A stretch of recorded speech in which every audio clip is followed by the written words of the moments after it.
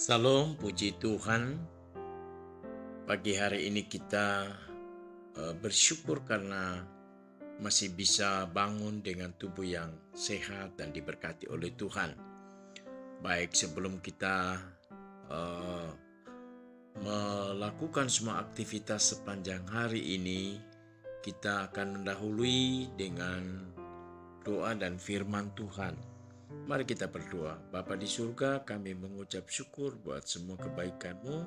Nah, hari ini sebelum kami melakukan semua aktivitas kami mau membaca kebenaran firman Tuhan yang menjadi landasan dalam kehidupan kami. Kami percaya firman Tuhan adalah suluh dan bagi kaki kami, pelita bagi kaki kami Tuhan. Terima kasih Bapa, bersyukur di dalam nama Yesus kami berdoa dan mau membaca firman. Haleluya, haleluya. Amin. Puji Tuhan. Kita akan membaca di dalam Lukas pasal yang ke-24 ayat yang ke-28. Demikian firman Tuhan.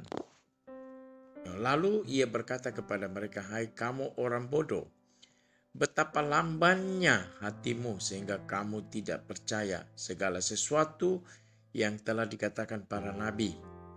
Bukankah Mesias harus menderita semuanya itu untuk masuk ke dalam kemuliaannya?"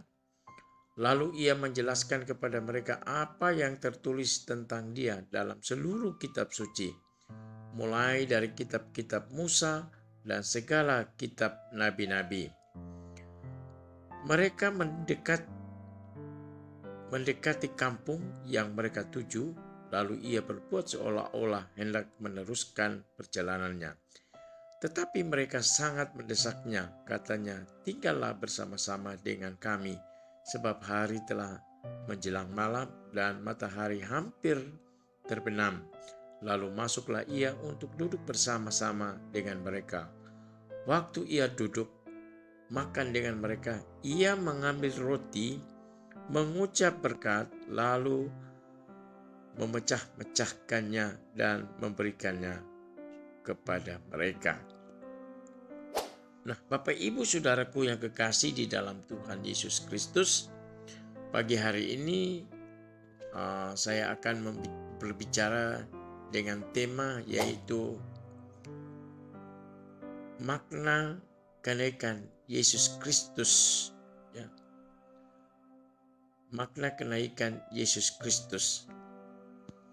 Jadi Bapak Ibu Saudaraku yang kekasih di dalam Tuhan Yesus, ayat yang baru saja kita baca ini adalah di mana peristiwa setelah Yesus bangkit dari antara orang mati, ya, sebelum ia naik ke surga, maka melihat dua orang muridnya, ya, karena mengetahui bahwa Yesus disalibkan, mati dan dikuburkan, maka hilanglah harapan mereka terhadap Tuhan Yesus. Padahal mereka telah diberitahukan baik oleh Yesus sendiri maupun dalam kitab Musa maupun nabi-nabi sudah memberitahukan bahwa Mesias akan menderita, ya, oleh orang-orang yang tidak percaya, oleh orang-orang durhaka, dan mati dikuburkan. Tetapi pada hari yang ketiga ia akan bangkit kembali. Nah, saudaraku yang kekasih di dalam Tuhan Yesus, hal yang perlu kita lihat di sini adalah pentingnya perjamuan kudus. Jadi kebangkitan Yesus, kenaikan Yesus memberikan makna yang begitu luar biasa, di mana Yesus mengajarkan kepada murid-murid tentang pentingnya perjamuan kudus. Ya, mengapa perjamuan kudus itu penting? Ya. Nah, Bapak Ibu Saudaraku yang kekasih di dalam Tuhan Yesus, perjamuan itu penting karena yang pertama, perjamuan kudus itu memberikan makna tentang kematian, pengorbanan, dan kebangkitan Yesus Kristus. Ya. Jadi perjamuan kudus juga bermakna sebagai peringatan akan kematian, pengorbanan, dan kebangkitan Yesus bagi umat manusia. Nah, ini luar biasa. Makanya selama 40 hari ya Yesus memberikan pengajaran-pengajaran penting bagi murid-murid. Salah satu yang Yesus ajarkan adalah tentang perjamuan kudus ini ya.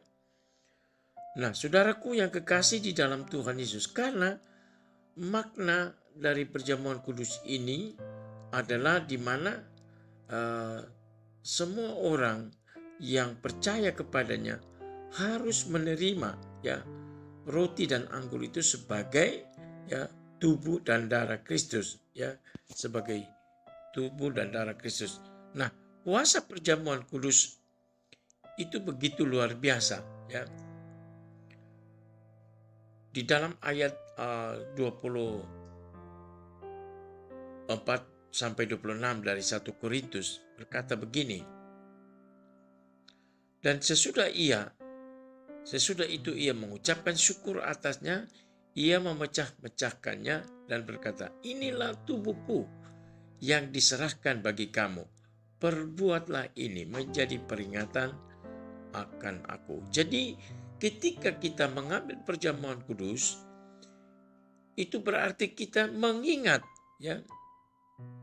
Kita akan mengingat akan Kristus, akan pengorbanannya, akan penyalibannya, bahwa kematiannya di atas kayu salib adalah kematian untuk menebus dosa-dosa kita ya, dosa-dosa kita.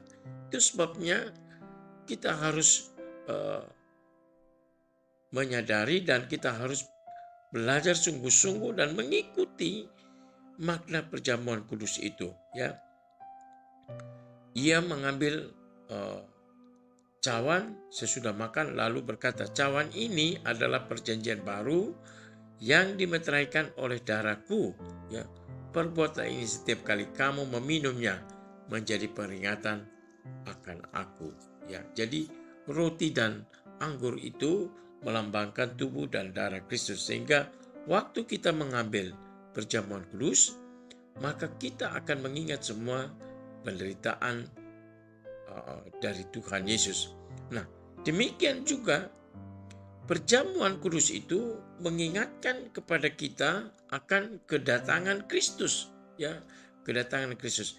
Sebab setiap kali kamu makan roti ini dan minum cawan ini, kamu memberitakan kematian Tuhan sampai Ia datang. Haleluya.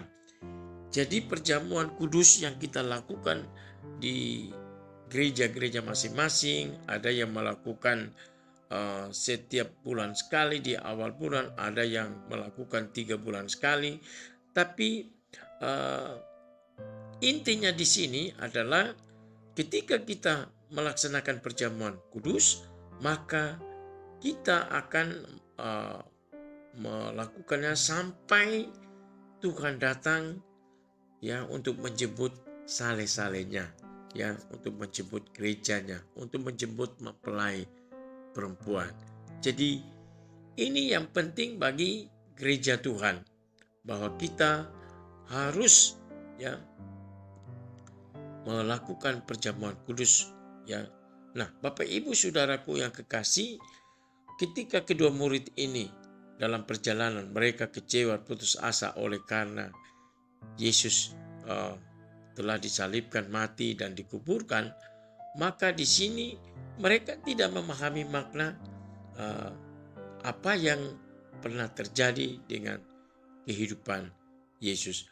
Maka ya Yesus melakukan perjamuan kudus terhadap mereka agar supaya dengan perjamuan kudus itu membuka selubung yang menghalangi ya kebenaran ya, yang menghalangi kebenaran. Nah, demikian juga apa yang kita lakukan ya selama kita masih ada di bumi ini, itu akan terus ya, makna perjamuan kudus itu akan membuka akal pikiran kita, akan membuka ya pikiran kita untuk mengerti kebenaran-kebenaran.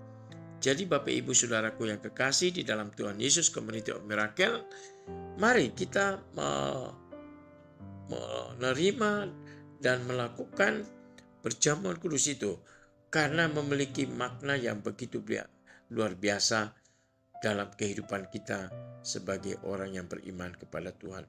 Kiranya Tuhan memberkati buat firman Tuhan ini, dan saya percaya ketika kita melakukannya ada mujizat terjadi atas kehidupan kita, ya, ada mujizat terjadi atas kehidupan kita.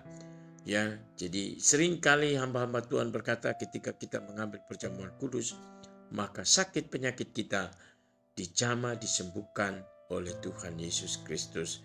Ada pemulihan, ya, yang belum bertobat akan bertobat, yang mengalami masalah nanti diberi jalan keluar oleh Tuhan. Jadi kita bersyukur kepada Tuhan karena Tuhan baik, dan setiap saat kita melakukannya. Itu sebabnya Rasul Paulus menasihati agar jangan orang tidak menghargai perjamuan kudus, ya. Karena ketika mereka tidak menghargai perjamuan kudus, maka kutuk ada atas hidup mereka. Kiranya kita semua diberkati lewat firman Tuhan pagi hari ini. Kita berdoa. Tuhan Yesus, kami bersyukur buat pagi hari ini karena kami masih bisa mendengar kebenaran firman Tuhan. Berkati kami semua Tuhan Yesus dengan kebenaran firman Tuhan. Hamba berdoa buat seluruh pengurus Community of Miracle, baik yang ada di Swedia, yang ada di Indonesia, kami semua Tuhan. Mari Tuhan terus memberikan hikmat buat kami agar dalam hidup ini kami terus menyampaikan dan memberitakan Injil kepada semua orang. Terima kasih Bapa di surga.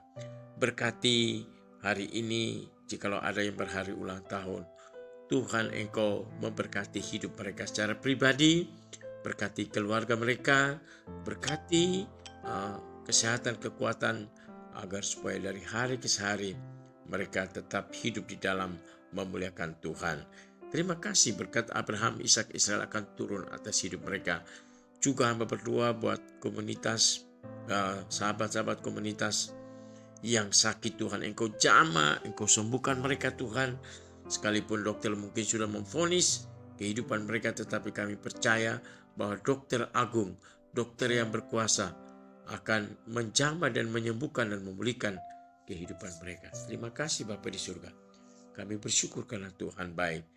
Engkau juga menolong donatur-donatur untuk komunitas Community of Miracle Tuhan. Pak Haryadi Kumala Tuhan, Engkau memberkati keluarga, istri, anak-anak. Tuhan berkati bahkan program-program, rencana-rencana mereka. Kiranya Tuhan menolong. Sekali lagi kami berdoa untuk rencana pernikahan anaknya. Kiranya Tuhan buka jalan, dahului semua acara pada hari H nanti bisa berlangsung dengan baik. Terima kasih Bapa di surga. Berkati sahabat-sahabat yang memiliki profesi, ya, sebagai dokter, perawat, sebagai Polri, TNI, sebagai pegawai negeri, swasta. Tuhan memberkati, biar setiap saat kami boleh melihat pertolongan Tuhan secara nyata terjadi atas kehidupan sahabat-sahabat Community of Miracle Tuhan. Terima kasih Bapa di surga. Berkati anak-anak kami yang melanjutkan pendidikan, kiranya jadikan mereka anak terpuji, ternama, dan terhormat Tuhan Yesus. Terima kasih Bapa di surga, kami sudah berdoa dan mengucap syukur kepadamu di dalam nama Yesus. Haleluya. Amin.